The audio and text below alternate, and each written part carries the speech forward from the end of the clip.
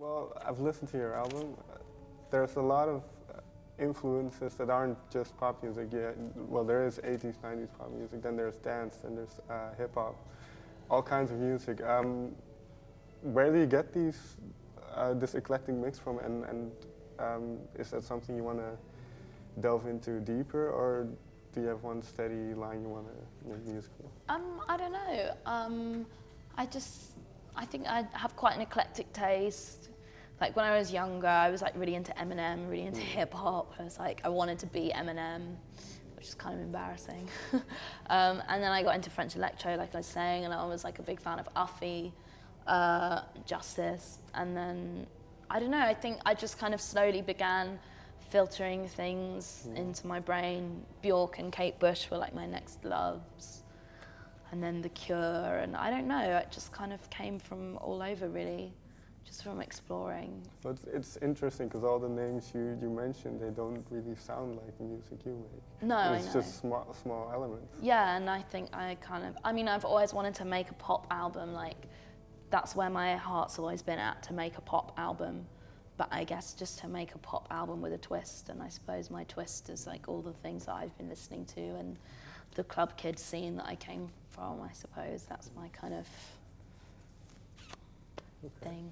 Well, you mentioned wanting to make a pop album. In this day and age, it's sometimes not too cool. Popular or cool to be a pop artist. But you have been very outspoken about it, or you readily accept it. Yeah, I mean, to be honest, I think if it's good pop music, it's fine. I'm not a champion of bad pop music. I'll never say I'm a fan of Flow Rider or what makes good pop music then? Like emotion and, you know, beautiful lyrics and it coming from the heart. Like, I've been listening loads to the Tegan and Sarah record recently, Heartthrob, and that's like amazingly beautiful pop music because it's like emotional and it's raw and it's beautiful and, you know, but stuff that's just like throwaway, you know, I don't know, it has to have a character rather than just like a plastic like sheen over it, you know.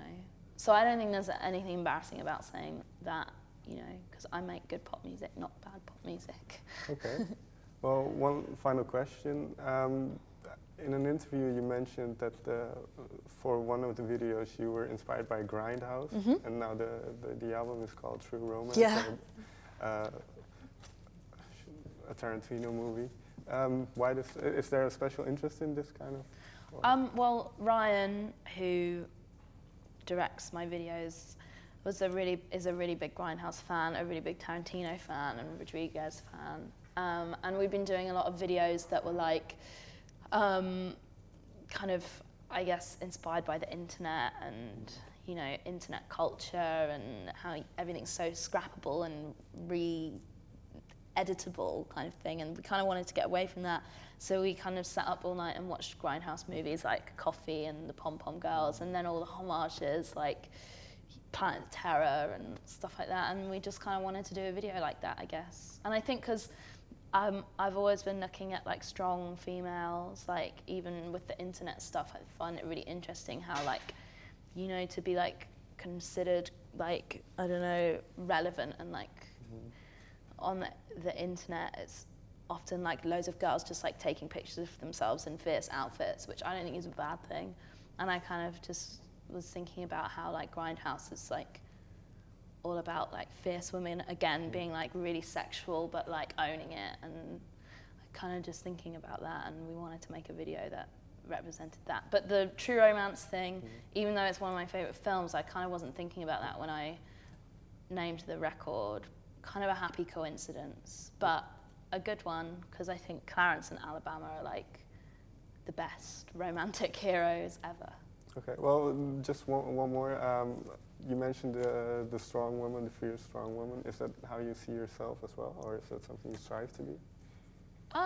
Yeah, I think I do see myself as that, because I think you have to be in this industry, you have to know what you want, and you have to go get it and do your thing and not really care about, you know, whatever is surrounding you, I feel like you just have to like channel it and be like, yeah, this is my shit, and this is my shit.